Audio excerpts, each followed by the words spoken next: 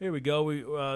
Thanks for joining us for We've Been Drinking MMA for the UFC Fight Night 225. This is Holloway versus Zombie. Card is the second fight, but we feel it should be probably the co-main event. It's a big fight in our opinion. This probably could be a main event. This feels like a main event 100%. I mean, like maybe a fight night main It's event. definitely, I feel like, a title eliminator. Since Santos just fought a close fight with Shevchenko just lost the title to Grasso. This fight would make sense with Blanchfield on the rise. Santos just barely lost to Shevchenko. Are they both champion. in the top 10? Oh, yeah. And by the way, this is Erin Blanchfield versus Taila Santos. Yes. This is top 5 versus top 5 fighter, definitely. Because Andrade, I think, was like number 5 or number 6, and Blanchfield handled her, submitted her easy in the second. So I think they're both top 5 right now. It's a big fight. My pick is going to be Erin Blanchfield.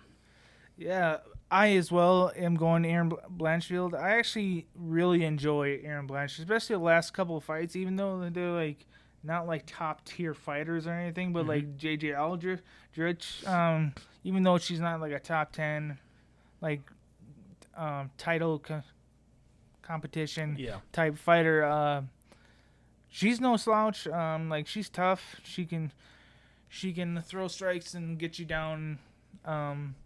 Miranda Maverick, oh boy. Then we go in the lower level type fighters, Brogan Walker. She's actually tough. But like Blanchfield can, she's an amazing wrestler. She can get you down and keep you there and get you out of there with her chokes. Quickly. Yeah. Kind of like Khabib-esque with the quick submission after the takedown, like Khabib did to Gaethje in his last fight. Little Miss Blanchfield Nurgam. I can't say his last name. This is the funny thing with with Khabib is that, you know, the guy that he fought for his last fight before he retired, Justin Gaethje, was the one guy that everyone thought would be like it'd be tougher to take down than McGregor or Poirier or anyone else that Khabib had his way with. And Khabib, not only did he take Gaethje down in the second round, he submitted him in record time. Yeah. Like quicker than McGregor or Poirier after the takedown. Right. So what does that say? It means, and Blanchfield did the same sort of thing. That's why I said Khabib-esque with Blanchfield. Blanchfield did the same sort of thing with somebody who we thought in her last fight that would be tougher to take down than anyone else that she had taken down, which was style makes Jessica fights, Andrade. right? She's a Brazilian with like heavy hands, former champion, and Andrade had pretty damn, she could get up from takedowns very quickly.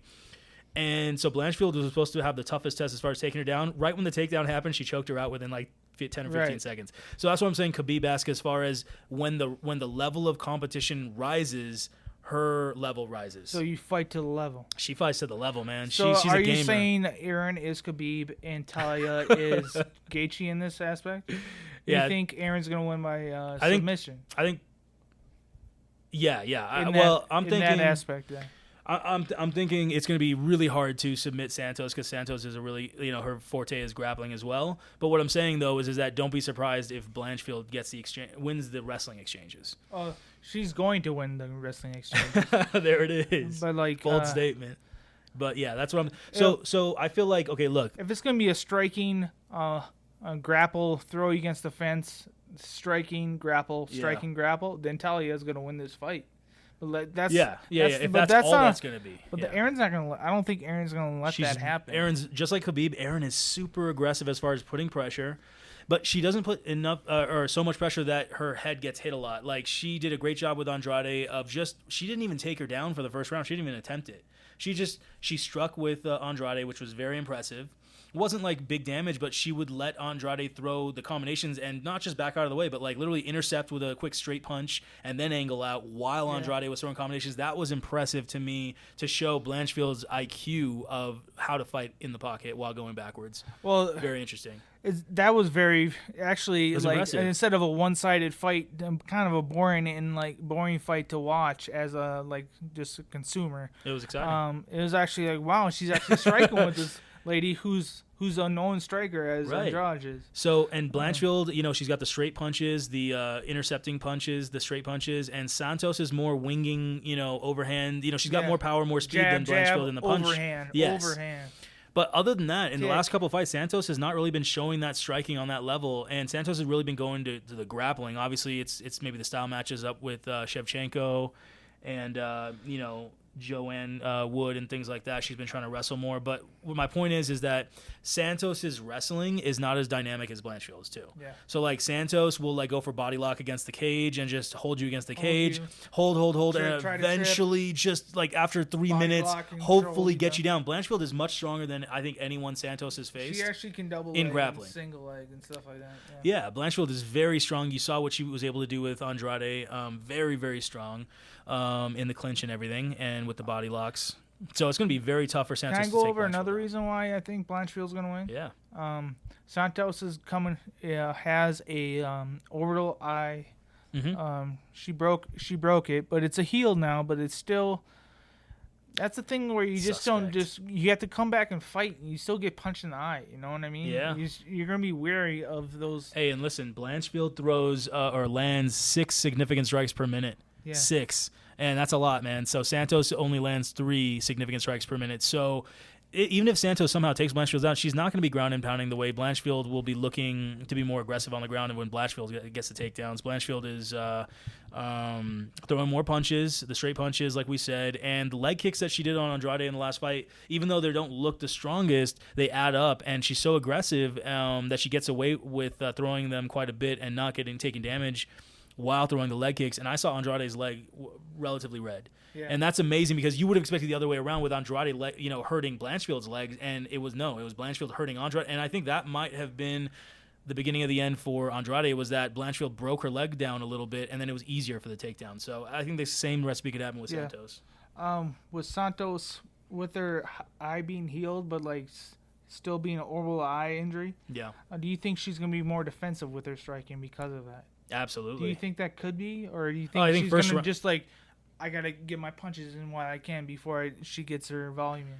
I think definitely Santos shows that in some highlights that she is good, maybe like when she's pressuring the other person, but Blanchfield will not be pressured in this fight. Blanchfield does the pressuring. She showed that with Andrade does pressuring, but Blanchfield pressured Andrade more. Proof is that she made Andrade's leg red with those leg kicks to Andrade's lead leg, inside kicks. So Blanchfield out-aggresses the most aggressive women in the division. So she will out-aggress Santos. Santos going backwards. She's not a comfortable striker in general. She likes to go forward and strike, like we said. So Blanchfield's got the advantage going forward. Yeah. More strike count. One more reason. This is just quick. Santos is going to a different camp as well. There's a little drama there. I'm not 100%. This is just like hearsay, but you hear things why people leave camp, and I think because she's not paying the camp prior to that. There's a lawsuit or something.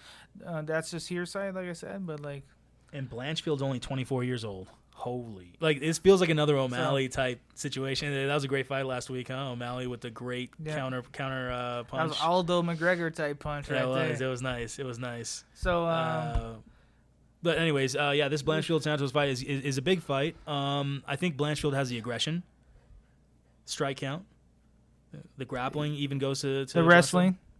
I don't know about the grappling, but I don't think it's gonna be grappled that much. It's gonna be more like, it might be a little grappling to get to the wrestling, because you have to like maybe press against the cage sometimes to get your arms around for the double leg and bring you down from the cage, that type of wrestling. But like, I don't think it's gonna be that much of that.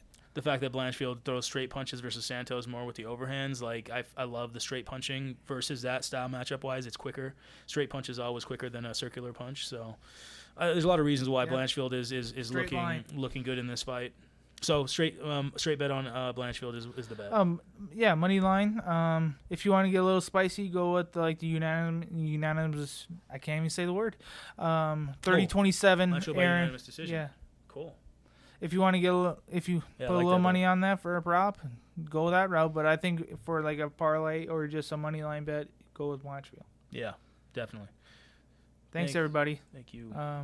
Like, subscribe, comment.